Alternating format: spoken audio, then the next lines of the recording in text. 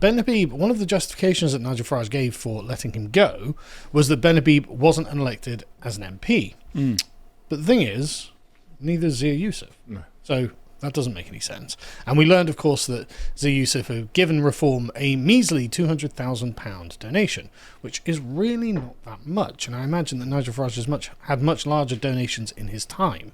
So it was interesting that this catapulted Zia into the prominence. And the BBC report, during the election campaign, Farage suggested that Yusuf could one day lead the party, which is a strange and very overly familiar way of representing him. And you'll notice that he did this a couple of times as well at various presentations where he would imply that essentially Zia Yusuf was the future of Reform, which everyone was like, okay, well, I don't know anything about Zia Yusuf because he's just come onto the scene, so I'm going to reserve judgment. But you could already feel there was a kind of like artificialness to the presentation. Nobody really felt engaged, but I mean, he was new. You didn't know anything about him. So at the time, I remember watching people's reaction. It was like, okay, well, Nigel's doing something. Hopefully this will be the thing that fixes everything. I'll go along with it at the time. Anyway, so The Guardian did us a nice bio of Zia. And I'm just going to read from this a bit, because they say that when he went to the London School of Economics, he was a left-wing Muslim student of international relations whose parents had emigrated from Britain to Britain from Sri Lanka. He had been born in Bells Hill in North Lanarkshire to a paediatrician and a nurse. He'd attended an exclusive Hampton school in the southwest of London on a 50% scholarship. And then after he graduated from the London School of Economics, he worked for Merrill Lynch and Goldman Sachs until he decided to quit to start his luxury concierge service, Velocity Black, with a school friend of his called Alex McDonald. Now, this is a really fascinating turn of events, because Velocity Black is a very strange app. Now, you listening have probably not used it, because, as they say, we help high-performance people unlock the vast potential of their lives. Welcome to Concierge Reimagined.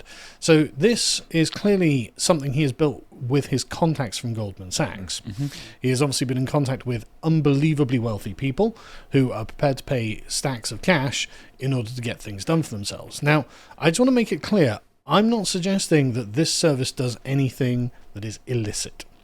I have been looking into it, and I didn't find even like comments on websites, in comment sections, of anyone suggesting anything untoward with it.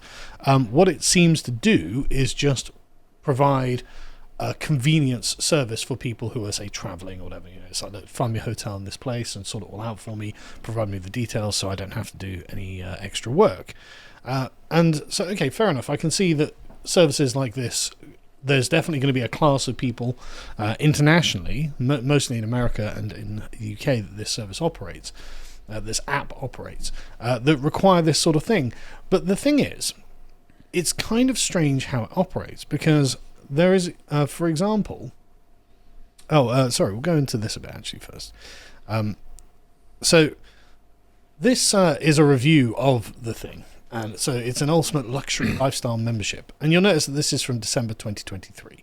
So this is from more than a year into a year before Zia Yusuf joined the Reform Party. And everything that I'm going to cover here is from before his time in Reform. He sold it in June 2023. So this is after he has left, but not only shortly after. But it's a concierge service that provides various... Do we know whether he was on one of those contracts that when you sell your shares into a company that you have to remain with them for a period of time?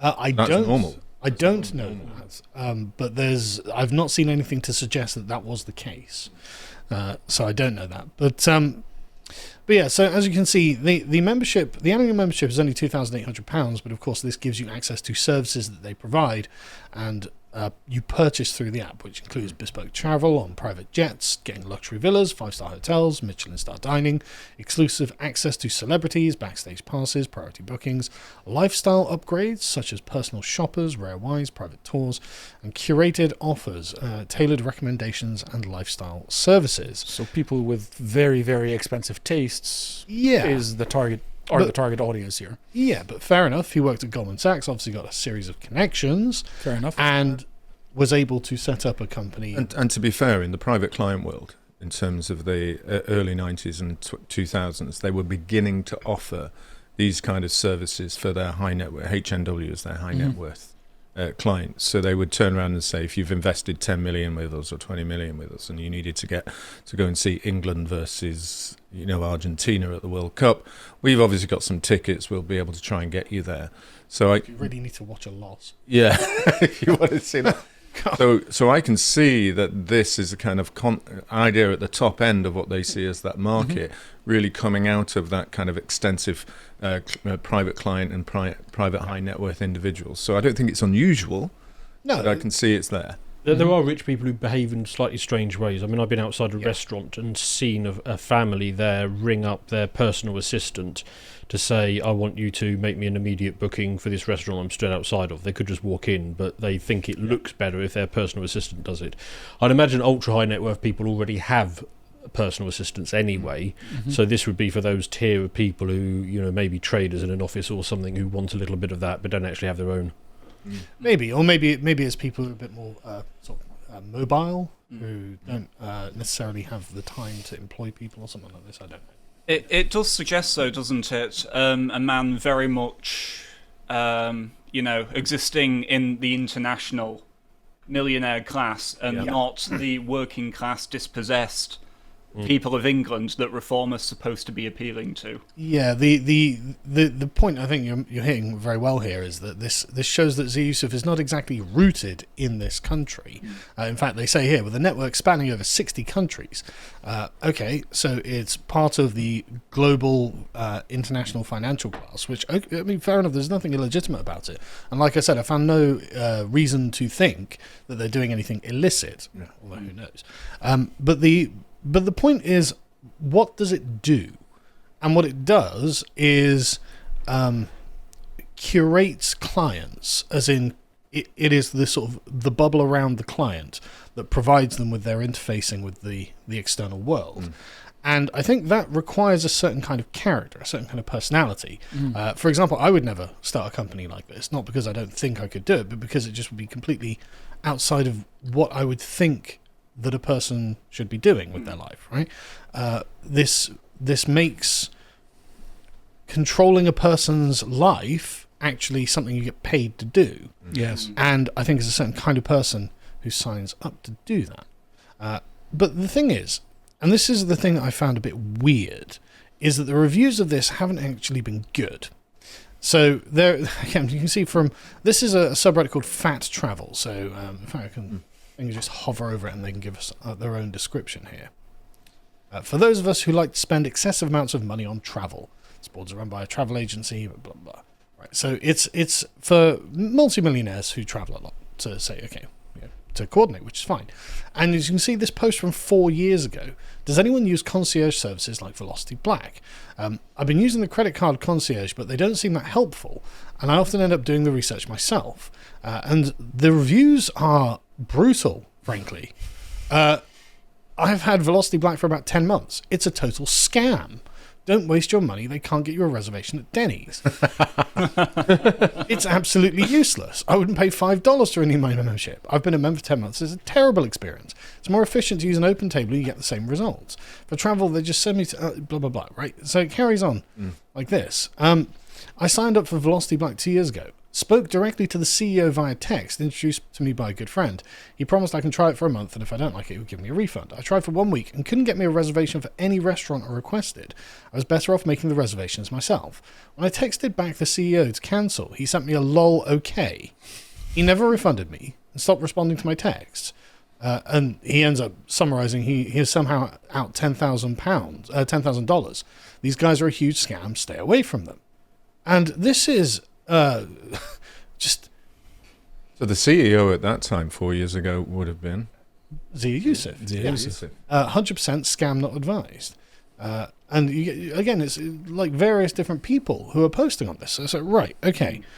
How exactly is this this company doing anything? If this is the kind of service... I mean, for a service for multi-millionaire international jet setters, you would expect, okay, it's going to cost you a lot of money, but you'd expect it to be incredible. The fact that they can't get bookings at restaurants and things like that. I just love that line. Well, the CEO is the most socially inept narcissist, and that is reflected in their relationships. Yeah, I forgot to read that bit. No, that's what that jumped out at me. That's true. Yeah, because I wonder whether they were talking about Farage there, but realised we weren't. No, they're talking about Zia Yusuf, but they could be talking about Farage. But yeah, so this is the same sort of the consistent opinion that has apparently been found by users of this service. And so it really makes you wonder, because as the Times point out here, this company was losing millions of pounds every year. They tell us that Velocity Black was bought in 2023 by Capital One, who paid $296 million for it. It was founded in 2014 by Zia and Alex, who met at the private school, and they say that there's more than 100 million purchases that are made through the app. $100 million per year in purchases made through the app. So that's many, many multi-millionaires or billionaires. But all the same, Capital One paid 3x gross revenue. I mean, that is... Yeah. But also, it was making a pre-tax loss in 2022 of 3.3 million, and in 2021, 2.6 million. Yeah, I mean, the way this would have worked is they are trying to flip this rather than grow this. They're trying to build something, show a bit of traction in user growth, and then sell it on quite quickly. Yeah. An absurd multiple paid for it. But if that was what he was trying to do, and it almost certainly was, he was just trying to flip it, then you don't really need to provide a good service. You just need to get traction in user growth and then sell it before that manifests. But I mean, how many years would you expect that to take? Well, it varies for what it is. So I'd imagine it probably didn't do much in the first couple of years. It showed really good growth. They were aggressive with the marketing in the last couple of years, and then they flipped it on and got out of it. Maybe, but it took them 9 years to get to this point. So, that's not a short period of time, right? That strikes me as being a lot longer of a time investment. And that would situate the comments 4 or 5 years after it was founded. Yes. By which time you must have had it bolted down properly. Exactly. And then you have these millionaires saying it's a scam, it's rubbish, he's narcissistic, he's socially inept, he's the worst person I've ever dealt with, etc., etc. Whether it also fell within an enterprise investment scheme. So if it was an enterprise investment scheme, then there would have been initial investors into there who would have wanted a time period, which I think is actually 10 years, in which they need to have it gone.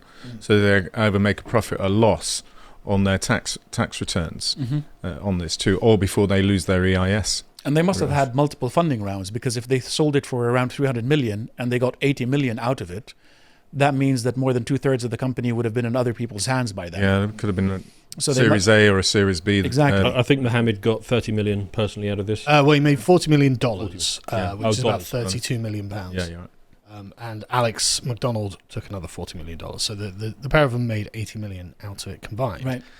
But so the point being, this is weird, but I mean, there are doubtless explanations, as you guys have just been going through, so that's fine. So anyway, as we found out from the reviews, the reviews of the app, I mean, you would expect it to be stellar. You would expect the reviews to be absolutely stellar. You would expect Zia to be, a very easy to deal with person, because of course you want to persuade the billionaire class that no, this is the app you should be using for all of your conveniences. It's going to make your life so much easier. And I mean, I had a browse through this entire post, and there was just nothing positive to be said about it, or Zia, in fact. And so I thought, okay, well, I'll go on to Glassdoor and see what people have to say, because there are a lot of 4-star reviews, which is really weird. But then when you actually start looking at the reviews, they're not good. These people are absolutely despicable. Let me go during a pandemic without paying me an entire quarter of already earned commissions. Do not work here unless you want to work for free. You'll notice that's 2021, so that's under Zia Yusuf. Poor culture. I mean, this is a 3-star review, but still. They say transparency and communications. Okay, I've got the text on my thing here. Transparency and communications are not virtues at this company. It was very frustrating how little material insights senior people received from senior management. And it goes on. One says, badly executed high school project. Wow. Cons, where do I start? The founders are convinced that they're God's gift. They have no respect for people in general. I have heard many inappropriate remarks on numerous occasions regarding people's abilities, social status, and background. They think they are in the Wolf of Wall Street. Truly disgusting. They have no idea how to run a business. The product has undergone 3 changes already, and none of these have been executed properly, let alone researched in advance. Most of the promises to the employees have not been fulfilled. These include appraisals, salary increases, and title changes. They always find a reason why not to open the wallets. With that saying, suppliers are not being paid on time or at all. This makes working with external companies extremely difficult. Investors' money is mostly being splashed on first-class tickets, expensive hotels, and to fund the founders' lavish lifestyle. What had started as a great company full of enthusiastic people ended up becoming a con, where everyone is scared of who is next on the chopping board and is already looking for the next job. So when did they found again? 16, you said? 2014. 2014. So this is only 3 years just 2.5 to 3 years in. Yeah. Yeah, there, like I said, there are positive ones, but the negative ones seem absolutely brutal. Everyone was fearful, and they seem to be quite frequent as well. I'm genuinely confused as to why Capital One paid 300 million for this, because basic due diligence would have caught all of this. Yeah, I know. Yeah. Yeah. If I can spend an afternoon researching this and find all of this, then... And they bought it in 2023. Yeah. 2023, and we got one down there, most miserable company in 2022. Yep. Yeah, I mean... Be an epic team of very talented people. Hey, that's a theme there. Yeah. Let's read the cons here. Everyone has become so miserable and toxic. The company has burnt itself into the ground. It will never be able to recover from what it once was, primarily due to its terrible leadership. This is 2022. Yep. In September 2022, they sell in 23. We know due diligence on the lawyers and in the investment banking side, if it's Capital One's team using an investment bank, would have started to be looking at that. It would take at least 2 to 3 months. Yep. Very, very minimum. In a minimum. Probably 6 months. Yeah, at least. and that's what I would have thought. So why they must have picked these up, and they're saying it was the words there were run to the ground. Yeah. Run to the ground. What numbers are they then using if it's run to the ground and they're paying 300 million? This is where I'm coming in with you. Something's, I don't know what it is. I don't get. I It's can't just get odd. it. Where's the multiples if it's run to the ground? Yeah, I mean it's 3 times revenue. You only do that for a business which is growing astronomically. Not one that's losing £3 million a I year. even think delivery. Well, the was losing 3 money times. bit isn't the issue, because if it's showing enough growth, and for Yeah. example, Facebook at the point that would have been gone onto the public markets, that would have been a high revenue multiple, and it would have been losing money, but the user growth was just shooting right up.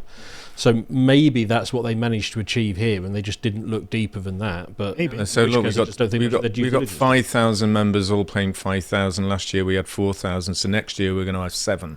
You know, look at our percentage, and therefore this is where the multiple's coming from. But even so, even with that numbers, they still look at costs. They still look at reputation. Yeah. About it Well, and the just framework, the tech. the constant negative comments about Zia himself. Quote, an arrogant CEO and a very poor payment policy. If you're a vendor or a freelancer, don't expect to get paid in speed. So I went and looked up on another one. As you can see, this is Indeed.com. Toxic work culture is the top review there. Just, okay. It seems to be the theme around this guy. Yeah, it does. If you enjoyed this piece of premium content from the Lotus Eaters, head to our website where you can find more.